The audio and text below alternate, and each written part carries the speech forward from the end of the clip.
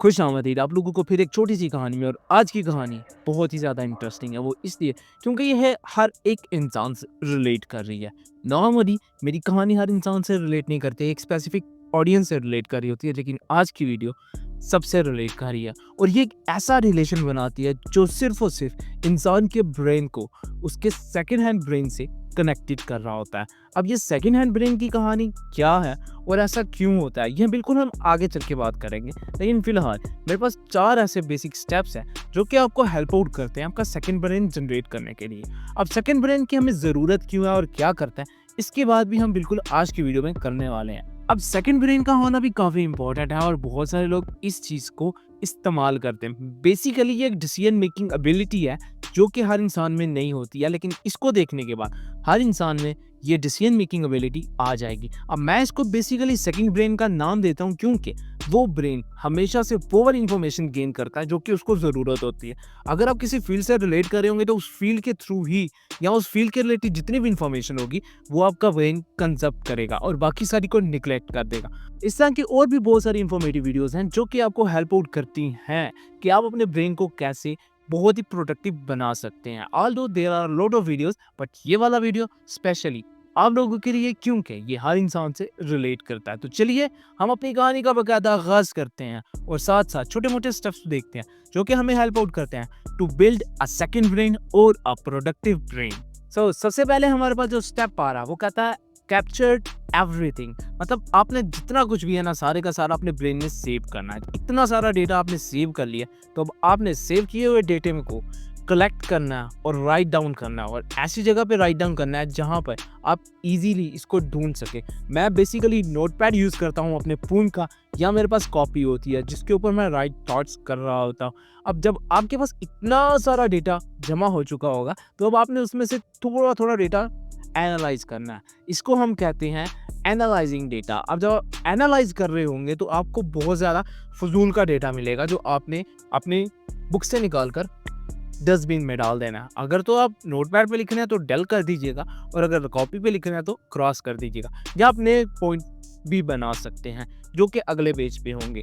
मैं basic copy पे भी लिख रहा होता हूँ, नोटपैड भी यूज़ कर रहा होता हूँ, जिसकी वजह से हमेशा कंफ्यूज रहता हूँ। अगर आप कंफ्यूज नहीं रहना चाहते तो आप ट्राई करें एक ही चीज़ फोकस में रखें। अब जैसे जैसे डेटा आप एनालाइज करेंगे, जैसे जैसे डेटा आप सेव करते जाएंगे, अब गीगाबाइट में आपके पास डेटा सेव हो चुका है आपकी फील्ड के रिलेटेड। और अगर आप नॉर्मली डेज में देखते हैं तो नॉर्मली डेज में भी इतना सारा इन्फॉर्मेशन होता है कि इंसान सोचता ही रहता है कि कौन सी डेटा हमें चाहिए और कौन सा नहीं। अब इतनी ज़्यादा इन्फॉर्मेशन और डेटा जब आपको मिलता है तो आपका ब्रेन भी काफ़ी हद तक स्लो मेमोरी पावर में चला जाता है। अब इसको आपने तेज़ कैसे करना है, जब आप अपनी डेली रूटीन में एनालाइजिंग चीज़ें लेकर आएंगे तो ऑटोमेटिकली आपका ब्रेन प्रोडक्टिव होना स्टार्ट हो जाएगा, और मोस्ट ऑफ द टाइम वो सिर्फ वही डेटा को चूज़ करेगा जो कि उसके लिए हेल्पफुल होगा। नेक्स्ट स्टेप जो कि इससे रिलेट कर रहा है और वो कहता है ऑर्गेनाइज इन्फॉर्मेशन इफेक्टिवली। अब जब आपके पास इतना सारा डेटा आपने कनेक्ट कर लिया होगा और अब आपने उसमें से चेक करना है कि आपके काम की कौन सी चीज़ है। लाइक आपने 100 ऑफ पॉइंट्स लिखे हुए हैं, 100 ऑफ पॉइंट में से आपके काम के ऑलमोस्ट 20 पॉइंट्स ही होंगे, बाकी सब का सब डेटा ऐसा होगा जो आपको नहीं चाहिए होगा। अगर आप अपनी डेली रूटीन में भी चेक करेंगे तो कुछ ऐसी हैबिट्स आपकी लाइफ में होती हैं जो कि आपके काम की नहीं होती हैं, लेकिन फिर भी वो हम पे इम्पोज कर दी जाती हैं। इसी तरह अगर आप किसी भी फील्ड में होते हैं तो वहाँ पर भी डेटा आपके सर पे इम्पोज कर दिया जाता है, और आप ट्राई भी करते हैं तब भी उस डेटा से नहीं निकल पाते हैं। लेकिन मैं हूं ना, मैं आपके लिए ऐसी वीडियोस बनाऊंगा जो कि आपको हेल्प आउट करेंगी आपका डेटा एनालाइज करने में, ऑर्गेनाइज रहने में, और यहाँ तक कि अगर आपका बोरिंग डे है तो उसको हम प्रोडक्टिव भी बनाएंगे। नेक्स्ट आने वाली वीडियोस हमेशा आपको हेल्पफुल होने वाली हैं, और जितना भी डेटा आपको मिला करेगा वो काफ़ी हेल्पफुल हुआ करेगा।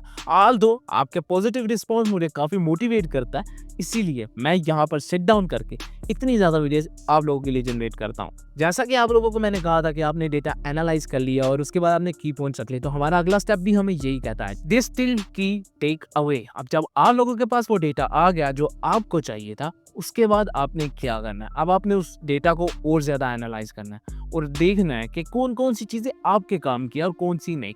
काफ़ी बार ऐसे होता है कि जो डेटा आपने अपने पास सेव किया होता है वो भी किसी काम का नहीं होता है। आपको एग्जांपल देता हूँ, हमारे पास हमारी पुरानी मेमोरीज होती हैं जो कि हमने सेव रखी होती है, लेकिन अब वो हमारे किसी काम की नहीं है, लेकिन हम लोगों ने उसे सेव रखा हुआ है। वो क्यों? क्योंकि कभी कभार हमें यादें ताज़ा करनी होती हैं। तो सेम उन डेटा में भी कभी कभार ऐसा होता है कि फजूल सी वीडियोस या फजूल सी पिक्चर्स पड़ी होती हैं जो कि आपके किसी भी काम की नहीं होती हैं, तो आप लोग उनको डेल करते हैं, और जब डेल करते हैं तो बहुत सारी प्रोडक्टिव चीज़ें आपके सामने रह जाती हैं और वो डेटा आप सेव करके अपने पास रखते हैं। Same in the case of everything आपने भी यही करना है। जब आप लोगों ने डेटा को डेल कर दिया, आपके पास बहुत ही कम डेटा रह जाएगा जो कि आपको एनालाइज करना है। अब ये वाला डेटा हो सकता है वैल्यूएबल हो, नॉन वैल्यूएबल हो, जबकि अगर आपके पास ये नॉन वैल्यूएबल डेटा होगा तो इसका मतलब है कि आपने कुछ ऐसी मिस्टेक्स की हुई अपनी डेली लाइफ में जो कि बिल्कुल भी इससे रिलेट नहीं करी हैं या आपकी फील्ड से रिलेट नहीं करी हैं। लेकिन अगर वो डेटा आपके साथ रिलेट नहीं हो रहा या रिलेट हो रहा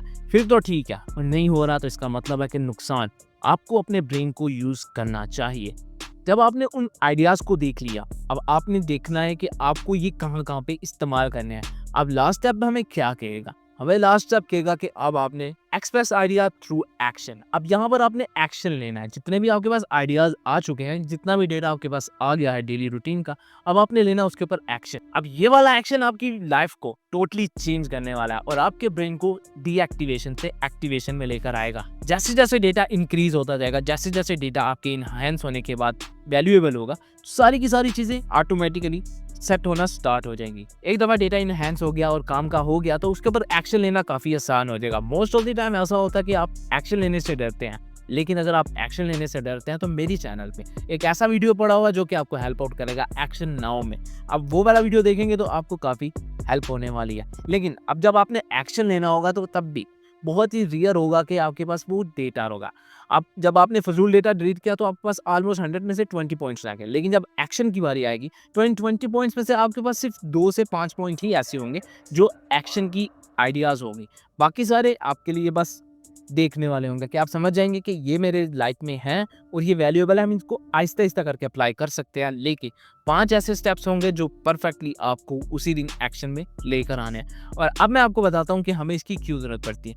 नॉर्मल डेज में हम जिस ब्रेन को यूज़ कर रहे होते हैं वो ब्रेन हमारा नॉर्मल ही होता है। हर चीज़ हमारे ब्रेन में सेव हो रही होती है, हमारे इर्द गिर्द के माहौल से लेके डेली रूटीन का जितना भी सेटअप है वो वहाँ पे सेव होता है। लेकिन सेकंड ब्रेन वहाँ पे क्या करता है? सेकंड ब्रेन उन डेटा को एनालाइज करता है। जो डेटा आपके काम का होता है उसको सेव करता है, बाकी सबको कलेक्ट कर देता है। अब ये वाला काम मोस्ट ऑफ दी ऑर्गेनाइजेशन भी करना स्टार्ट कर चुकी हैं। वो कहती हैं कि हमें सिर्फ हमारे काम का डेटा चाहिए, बाकी सब कलेक्ट कर दो। वो क्यों? क्योंकि वो समझ गई हैं कि इतना ज़्यादा डेटा हमें सेव करने की ज़रूरत नहीं है, और अगर हम इतना सारा डेटा सेव करेंगे तो माइट द पॉसिबिलिटीज़ कि हमें और ज़्यादा मेमोरी की ज़रूरत पड़ेगी। तो वो अपना डेटा और टाइम सेव करते हैं just analysing the all the data.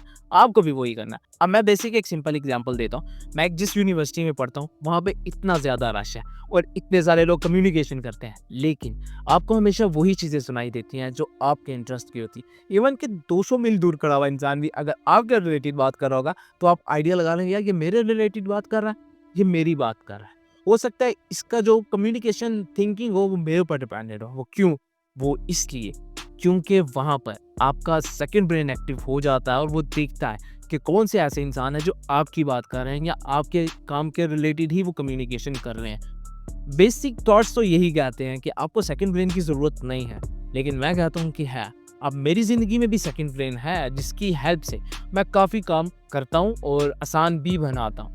लेकिन अक्सर औक़ात ऐसे होता है कि मेरा फर्स्ट ब्रेन और सेकंड ब्रेन मिक्स हो जाते हैं और वो टेंशन क्रिएट करते हैं। तो उस टेंशन से बचने के लिए मैं हमेशा इन दोनों के दरमियान में एक बारीक सी लेयर लगा के रखता हूँ ताकि ये दोनों मिक्स ना हो जाए और मेरा काम ख़राब ना हो जाए। अब हमें इसकी ज़रूरत क्यों है वो मैंने आपको बता दिया, लेकिन ये मेरे लाइफ में क्यों है वो इसलिए क्योंकि मुझे भी डेटा एनालाइजिंग में बहुत ज़्यादा इंटरेस्ट है। तो मैं आहिस्ता आहिस्ता करके जो है ना डेटा अपनी लाइफ का छोटा करता जाता हूँ और जो मेरे काम का होता है उसको रखता हूँ, बाकी सबको डिक्लेक्ट कर देता हूँ। अब ये सारा काम मेरे ऑटोमेटिक ब्रेन में हो रहा होता है। मेरा फर्स्ट ब्रेन मेरे सेकंड ब्रेन को जब डेटा प्रोवाइड कर रहा होता है तो वो सिर्फ और सिर्फ वही डेटा प्रोवाइड करता है जिसकी उसको ज़रूरत होती है। अब इस तरह मेरा ब्रेन ऑटोमेटिकली प्रोडक्टिव हो जाता है और जिस चीज़ की मुझे ज़रूरत होती है वो प्रोडक्टिव ब्रेन मेरी हमेशा हेल्प करता है। ऑल्दो ये सारे स्टेप्स आपकी भी हेल्प आउट करेंगे अगर आप इस ब्रेन को बिल्डअप कर लेते हैं। बेसिकली इसको हम ऑर्गेनाइजन और प्रोडक्टिव ब्रेन कहते हैं जो कि आपको हेल्प आउट करता है to stay organise. So this is the pretty much of the stories. I will catch you in a next